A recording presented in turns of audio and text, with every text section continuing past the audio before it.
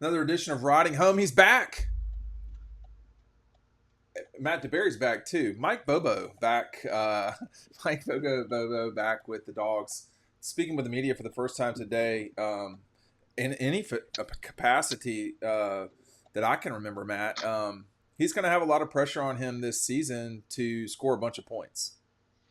Yeah, he talked a little bit about that today. He was just happy to be back in Athens. Talked about, this is the place where, he met his wife, where his kids were Yeah. born, and he's excited. He knows that he has a lot of talent on this roster. He was asked about Brock Bowers a number of different times. He said, we've got to use him, obviously the best way we know how. And it's easy as a play caller when you have so much talent. And I think we've written about this before. He didn't have this type of talent at Auburn or South Carolina or Colorado State. So I think he is eager and excited to get the season started and, to make this offense his own. He said they're not really going to change up too much from what they've been doing in the past. They want things to be simple for guys like Carson Beck, who knew that terminology in this offense very well under Todd Monken. They're not going to make this crazy, for the guys. They want to make this a seamless transition. And he sounds positive. He sounds excited. And I definitely understand why. So thinking back and you and I've covered Georgia for some time now. I think the biggest problem that Mike always had was the offensive lines that he helped recruit. By the way, Yeah. I mean a Yep. lot of this is on Mike too, but I think that was the style that they played was really good for particular games. But when it came down to winning sort of championship moments, they weren't prepared for those moments. Some of that was that they weren't as physical as LSU in 11. Some of that was that they just didn't have enough physicality for the Alabama game when they needed to grind the ball out to win it at the end. They had to fly down the field. Um, this offensive line, though, Matt, when you look at it, that's not where Georgia's sitting at. Yeah, it's the strength of the team, right? We talked about that for a Probably. while. Yeah. It was a weakness, under Mark Richt and those guys when they had playmakers and quarterbacks all over the Yeah. place. They didn't have that offensive line that was just bullying people and shoving them backwards. This offensive line is, whether it's in the run game or the pass game, they are doing their job. They're Yeah. working together. They have one of the best centers in college football. They've got Amari Simmons at right tackle who could, be a first round pick next year.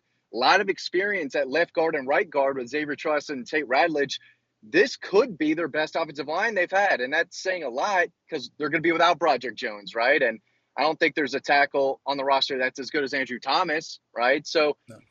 you know, it's very good, and you could absolutely make the case that it's a strength, and Mike knows that too. He's excited to see what he can create when he knows he has an offensive line that's going to do their job both in the run and the pass game. You know what else is a strength? This offer I'm about to show you. You sign up to Dog Post today. Read our What We Were Hearing that Matt and I got concluded last night. You're going to get our 2023 preview for free included. You're going to get a T-shirt from our friends at Red Zone. You're going to get 20% off any order at Red Zone. Okay? They're going to send you all those codes. It takes them a second or two. They're a big entity. If you have purchased Double Dogs, a lot of you have, thousands upon thousands. That's awesome. Take advantage of this offer. You bought the book. Sign up for Dog Post for August. I give you September for free, or 30 days, whatever. So, we're 10 days into August, which is why we're talking about the dogs. It's not that far away. You and I are going to see Dylan Raiola over the weekend, or we hope to. How long we'll be able to see him, I don't know. But it's that time of year. And, Mike has got a situation coming up here with the skill level. I think he may have had receivers that were in the universe of what he's got. That 12 team had really good receivers as a total group. I don't know that those guys were as gifted as this group is, generally speaking.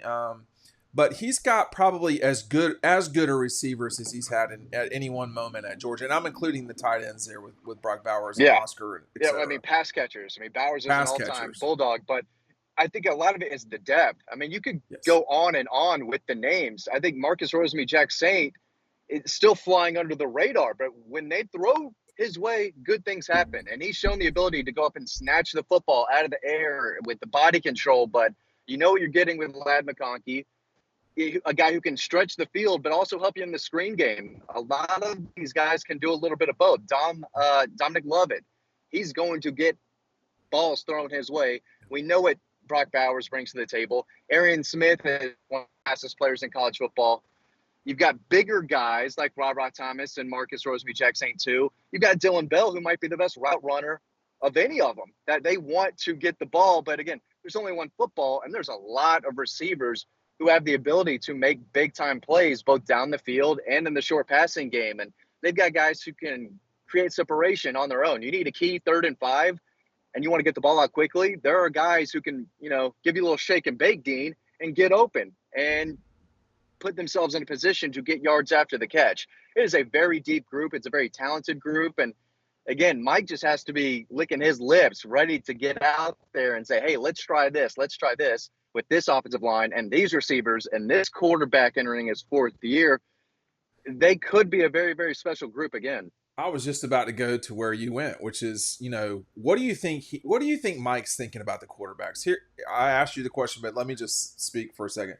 My suspicion is, he probably thinks it's going to be Carson Beck. I think a lot of us feel like that. Kirby indicated that he's in the lead, etc.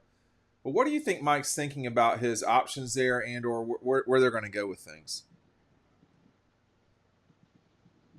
I think he's really happy he doesn't have Hudson Mason on the roster. And nothing against Hudson, but he's got 3 talented guys who can run and throw accurately and test defenses down the field. He's got a lot to work with. And like you said, the number 1 guy is very experienced. We think he's a polished quarterback. We know he can throw the football. We think he can play quarterback. And I'm trying to think of who he had at South Carolina now, who he had at Auburn, but it wasn't anything like what he's had now. And he's obviously worked with Matthew and Aaron Murray. So when he's got a talented quarterback working with him, that Georgia's going to throw the ball. You are breaking. Back. Yeah. You came to play with Todd Monken, and you. Go ahead. But I think Carson has to be happy with where he's at too, and what Mike Bobo brings to the table. Yeah, sorry about the technological slowdown. We can't help that stuff. I would think he's pretty excited about his situation because I'm not sure that they've had 3 quarterbacks sort of in this universe of good. I don't know that any of them are as great as the top level guys they've had, because when you think about top level guys, you're talking about Matthew, just the Mike Bobo time, which I'm going to include in sets in a minute. Matthew, Shock, Aaron Murray, and Stetson were all there while Mike has been there for at least a year. I don't know that they've got that at the top level, but I'm not sure that they're any. David Green was a really good quarterback who understood. Nothing bothered David. And now David's a little younger than me, not by much. Maybe he can explain better, but not much seemed to really bother him. And part of that was his personality, of course. But, Mike was his quarterback's coach the whole time. He signed under Jim Donnan, and the breakthrough came under David. And then from that point forward, just the skill, aptitude of these quarterbacks has very rarely gone backwards. I mean, you say what you want about Joe Cox, but Joe was just physically not gifted in a way that these other guys were. He could play quarterback. So Mike can work with a lot. I'll say this to Matt, and I'll throw it to you. I think if Mike had his way, they would run the ball. He loves that. I've seen him at high schools getting recruiting guys. He'll laugh about it. He loves when the offense runs on the defense. Yeah, and they've been able to do that successfully under him too. People forget that 12 offense was so explosive.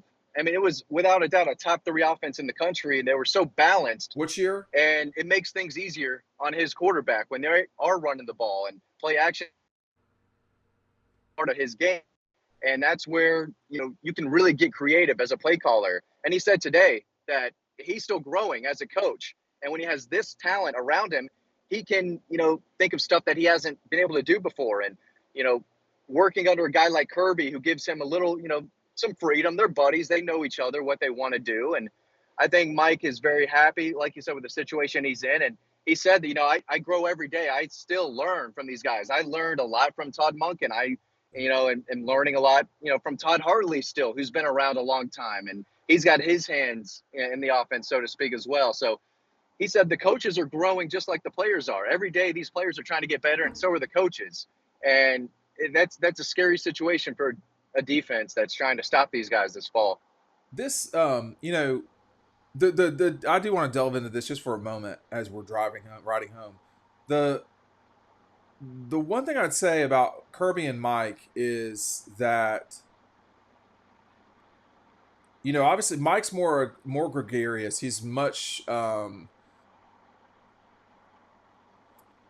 he's more I feel like he's happier, but that may just be the Kirby that I see. So I'm not sure. I would not make the mistake of thinking that Kirby Smart is more intense than Mike. I think Mike's pretty intense for sure. And I remember I think, was it the 14 Tennessee game or the 12 Tennessee game? I think it was, I don't know. But when Georgia, won that game, I think it was the 14 game. And, you could see they had the camera on Mike. You could see his reaction and like the way that you can hear Mike Bobo back in the day, Matt. You can hear him screaming at people while the play is happening in the press box. It's just something that, you can't hear it as much anymore. But it may return this fall. And, Mike doesn't play around. And those two obviously have been very close for a long time. He's right. Obviously, meeting Laney in Athens, their aggressive family production. I'm not going for that many children. 2 is, once you get outnumbered, you're in trouble. But he gets to go celebrate being back in Athens. His son is on the team as a center, or he probably will be a center, an interior player. I think Mike would like to win the national championship at Georgia and get some credit for that. And the other thing, I'll just, in this stream of consciousness, from 06, late 06 until he left in 14, Mike's teams, in terms of scoring, you could see they got progressively better at that. There was a dip in 09 and 10 when you had quarterbacks were not exactly what you wanted. But I think, and I'm talking about Aaron Murray, by the way, Aaron, you got a problem, you text me. But freshman Aaron Murray was not what you wanted. But right. The thing about this, Matt, was the 14 team with Hudson Mason and a relatively limited passing game destroyed people. They scored 40-something points a game, and that one of those games was a debacle against Florida. Yeah. I mean, what they did against Clemson that year, Tennessee, just think of what Mike Bobo could do with a complete offense, and that's what we're talking about right now. I mean,